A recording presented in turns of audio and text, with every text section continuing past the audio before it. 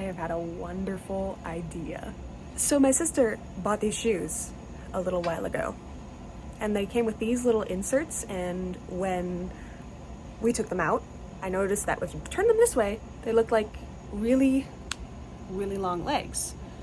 And my mom and I had a brief discussion, like what creature would have legs like these, and we agreed that the answer was a comically smaller bodied bird. So we're gonna make a little guy. Let's go. The process for making this little guy was pretty short, and I was able to do a lot of it off camera, so bear with me as I try to elongate my explanations of this process. First, I painted these little inserts orange to look like the stereotypical bird leg. This took me about 2-3 layers depending on the area, and I also had to go in and get all of the little bendy bits. As you can see, I didn't paint all the way up the little legs because I knew part of it was going to be covered by the bird's body, so it was unnecessary. Once they were done, I played around with them a little bit because it's just so funny to imagine it walking. Obviously, this can't really be puppeted because of how they're put into place, which you'll see later, but it was fun to play around. Next, I traced the bird's body onto some of my scrap felt. I wasn't exactly sure what breed of bird I was going for. It's kind of vaguely rubber duck, baby chick shaped, because it's yellow and those are the ones that came to mind. It also took a bajillion tries to get the design I wanted to transfer because for whatever reason, this felt does not like to be drawn on or traced over or anything. I had to press that pencil really, really hard to get it to work. Next, I folded the felt sheet in half and cut it out into 2 equal parts that would later be sewn together. My scissors were kind of wonky here, but it makes it look like he has extra fluff on his head. I also decided to make 3D wings, so I cut out a teardrop shape and added that to my design as well. See? Look at him flying along. The beak was just a random triangle of orange felt from where I had cut out the petals of my dresser. I just wanted to use the scraps. It was easier than tracing out a whole new triangle.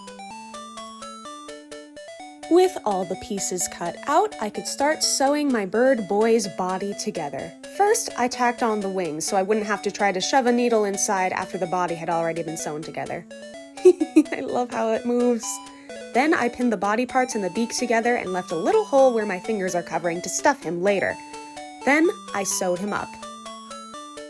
I've got to say here, this is some of the best needlework I've done on camera ever. I used to be so afraid of doing anything with the needle on camera in fear of stabbing myself, but this is just so tight and precise, and I am very proud of how far I have come.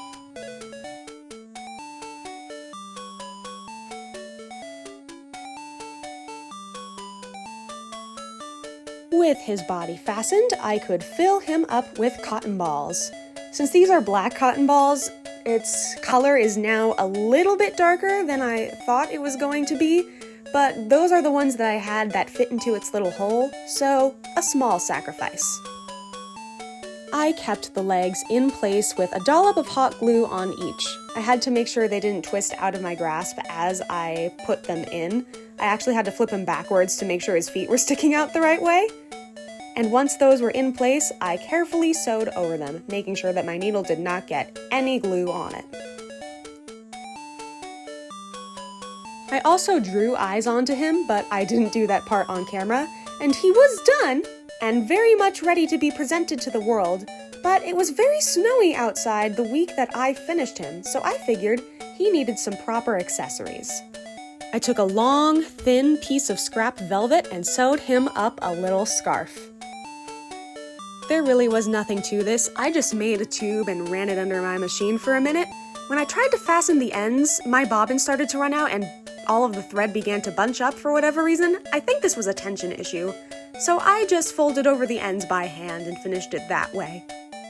Again, very proud of myself for doing such clean needlework on camera.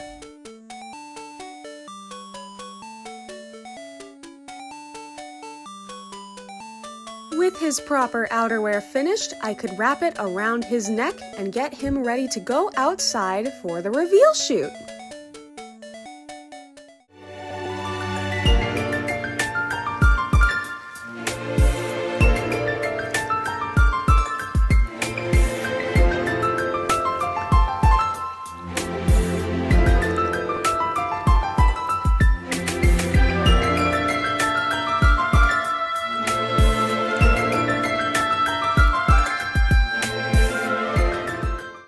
excuse the weird angle. I left my tripod downstairs and I don't feel like dragging it up here, but I fear I am attached to him.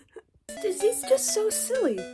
He's so small and then so long, and when you angle his feet the right way, he's in 5th position, and I can take his scarf off and make other outfits to go with other seasons, other than this weird proto winter that we're doing right now.